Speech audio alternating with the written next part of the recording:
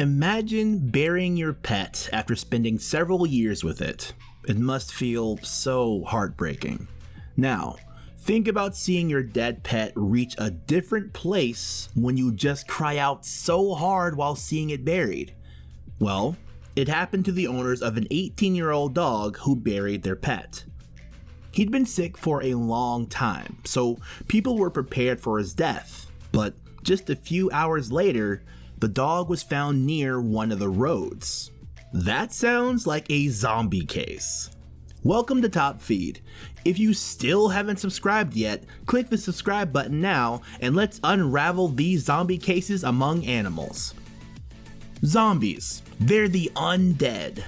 Computer games and movies describe them as brain-eating undead, or just hungry walking around undead that love to eat warm humans.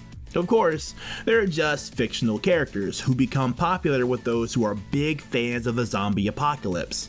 But have you ever had a second thought about it? If humans can't, is it possible for other life forms? For starters, we have this kind of weird anthropod who loves Halloween for its zombie costume. Seriously though, the assassin bug, Acanthapsis petax, kills its victims, then wears their remains on itself. That's so ruthless. The shell made of its victims, it's much larger than the body of the bug, and can maintain up to 20 exoskeletons of ants. This is a very strange defense mechanism, but its main enemies, spiders, mistake the shell of exoskeletons for a group of live ants. Certainly, spiders don't want to get involved in an army of ants who also feed on them. Or maybe spiders just don't get along well with spooky zombie costumes. How about a zombified tongue? A tongue that works on its own, replacing the dead part. Well, it is possible for these tongue-eating lice, which replace the tongue of the fish as they live in and control it. This tiny crustacean enters the fish's body through the gills, digs into the tongue, and sucks all the blood out of it until the tongue falls off. The parasite then only has to attach itself to the remaining muscles to feed on the victim's blood and mucus while performing all the functions of the eaten organ in return.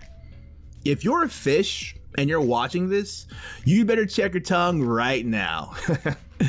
If the two zombie cases are only light versions of zombification, then the next level is the whole body control. Yeah, just like the popular zombie characters in your favorite horror movies. Now, let's check this cautious little fish who accidentally picked up a fluke. Staying away from vicious predators is the main goal for many fish, but a foolish move such as this one sent the fish swimming and flipping to the surface. And just like that, the little fish became the main course for the bird's feast. This is a nightmare for fish, I agree, but rats and mice too can't escape from this horror, as they turn into savage little beasts who turn fiercer than cats. The tiny parasite, Toxoplasma gondii, enters the rodent's body with food and controls the actions of its host. As they lose their fear for cats, they hunt their main enemies and die. And just like a transport, the parasite enters the cat's body and begins to multiply.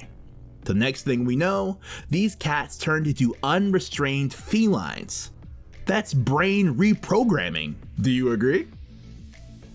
In a similar case, petite coccinelle females place their eggs in the bodies of ladybugs.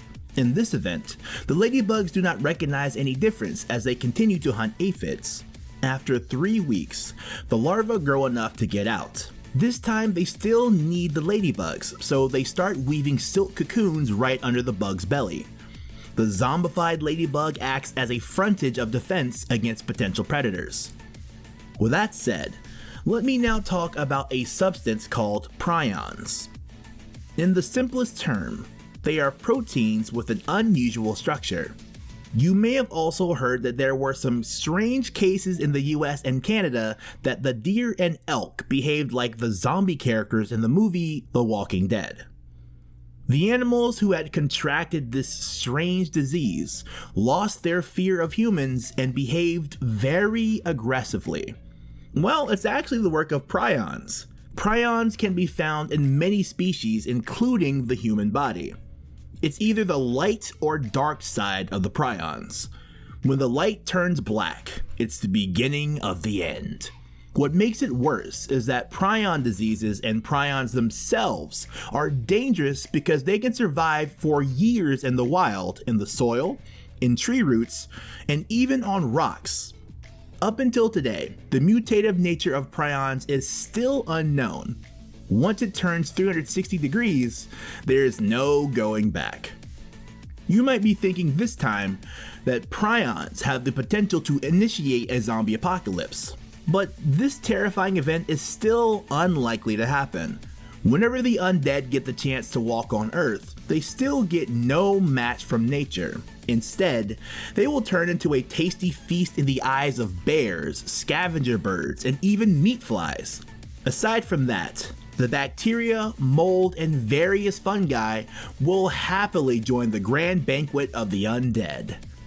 When this time happens, you just need to hide for a couple of days and watch the carcasses and leftovers of the zombies by the next morning. And about the zombie dog mentioned earlier who is believed to rise from his tomb, turned out to be asleep. The owners were not able to wake him up and the soil was only shallow, so it got out pretty much easily. Case closed. And that's all for today's episode. Got something to share about zombies? Let us know about it in the comment section below. If you enjoyed this, please click the like and share button, and don't forget to subscribe so you won't miss amazing content from Top Feed. See you!